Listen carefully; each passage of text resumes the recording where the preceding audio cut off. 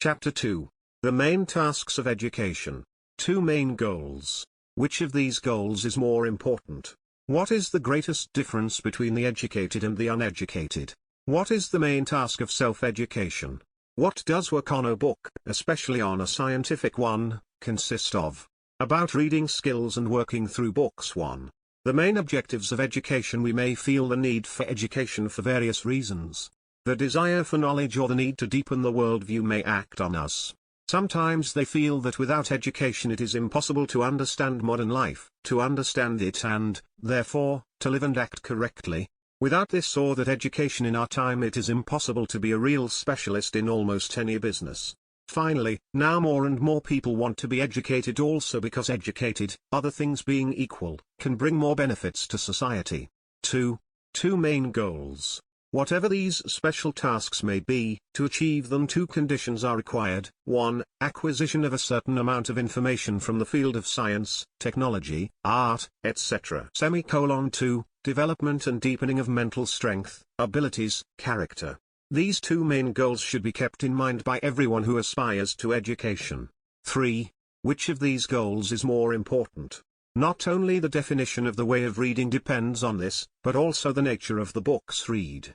After all, if the most important thing is to acquire more different information, then we should choose such books that lead to this with the least expenditure of effort and labor, that is, the easiest ones, like those that the American humorist Woodworth laughs at. 10,000 Facts That Everyone Should Remember, Chemistry at 14 Weeks, Story in a Nutshell, etc. If the development and deepening of mental strength, thinking, imagination, etc. is more important, then such books will be harmful.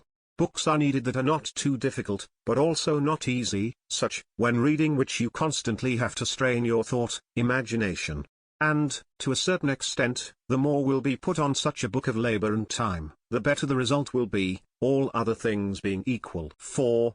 What differs the most difference educated from the uneducated? Between the educated and the uneducated is not the amount of information.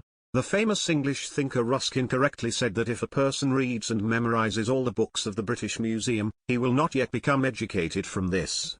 We need not only information, we need a special culture of the mind, the skills to think, the ability to dispose of knowledge, the development of other mental forces, etc. There are real self-taught people, who, however, in their knowledge do not differ at all from a person who graduated from secondary and even higher school. And there are others, they have read a lot, and they have a lot of information, but as soon as they say a few words on a serious topic, we will immediately see, a person has not acquired an education. Why is it visible? In the absence of systematic thinking, the necessary skills of thought, that culture of mind, which is given by the work and discipline of thinking. The school provides, to a greater or lesser extent, this discipline, a culture of thinking and a system of knowledge, and not just a sum of information. A self-taught person, if he has not gone through a good life school in the field of intellectual activity, often thinks that the matter is in information alone, and often does not even suspect that there is one more condition for education. Only comparatively few understand this and try not only to fill the memory, but mainly, to discipline and exercise the mind, to acquire the skill of systematic clear thinking. Without this, the other reminds, with all his knowledge, the blacksmith Vakulu in Gogol's Christmas Night, when he wanted to show off his education in front of the Cossacks. 5. What is the main task of self-education? Self-education requires activity.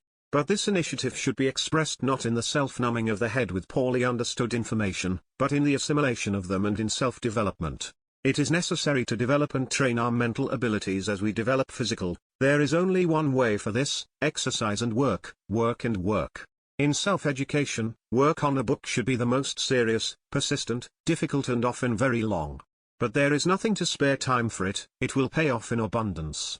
Even if you forget the book later, work on it will not be lost, it will remain in the form of useful skills, advanced development, accumulated skill and strength. But you won't forget the book either. Such work on a book is the best application of the so-called rational method of memorization. The content of the worked-out book will be fixed in consciousness with 1,000 roots, and in this way you will immediately achieve two main goals. If, with a good memory, you begin to read a book only to acquire information, without processing, then the benefits for the development of mental strength will be minimal. If only memory will move in development, and this is doubtful. 6. What does work on a book? 1. consist of, especially on a scientific. First of all, to understand the book. This is often not so easy at all. Often you ask a person who has read a book what its essence is, and it turns out that he did not understand it at all or understood it in the most perverse way. One very respectable Indian read Darwin's Origin of Man in its entirety as proof of his education. And how did he understand him? He found that the main idea of the book had long been known to the Hindus. Namely, this is the transmigration of souls. Not to understand the book is a misfortune, but to misunderstand it is still a bitter misfortune. And it happens, most often, from inept reading, without elaboration, in general according to the principle of least labor. The newer and more important a thought, the more difficult it is to understand it. It is impossible to grasp at once and without difficulty what mankind has reached for decades. When reading great works of art, the challenge is not only to understand, but also to experience their content. Along with the questions and tasks that arise when we strive to understand the book. Usually with good reading there are a number of questions and thoughts of a different nature. We evaluate the thoughts of the author, agree or disagree with them. If we agree, then we compare them with ours, draw our own conclusions from them, raise our questions that follow from them. If we do not agree, then we subject them to criticism, we try to refute, etc. All this highly useful work deepens both our reading and our thought. Whoever reads a book containing a lot of reasoning, but does not do this work, reads badly. See correctly reading a good scientific book, we follow the train of thought of outstanding thinkers, work out their reasoning, assimilate their methods, their ways of investigating the issue, proving, explaining. As we work through all of this, we learn by doing from the great masters of thought. This is essential for discipline and mindset development. By correctly reading a good work of art, we expand our life experience, improve our emotional perception, and foster will. 7. Reading skills and book writing. If we are diligent in pursuing these three goals, we will inevitably have to develop many useful skills. Namely, 1. Focus on what you read. 2. Squeeze out the very essence of what you read, discarding little things. 3. To cover the thought of the author is quite clear and distinct. This helps to develop clarity and distinctness of one's own thoughts. 4. Thinking consistently and carefully is a whole wealth, irreplaceable. Whoever possesses it possesses the very foundation of true education and cannot but possess knowledge. He holds the key to deep reading, and at the same time to a deeper understanding of life. 5. Finally, to imagine vividly and distinctly, as if experiencing what you are reading, is a gift, the importance of which many do not even suspect. All the work on the book necessary for the tasks we have noted, together with the auxiliary techniques, which will be discussed below, is called the study of the book. It is necessary when studying a book or a separate issue and when reading books for self-education. For such work, as already mentioned, one should spare neither time nor effort. Put all your efforts into it, it will pay off in abundance.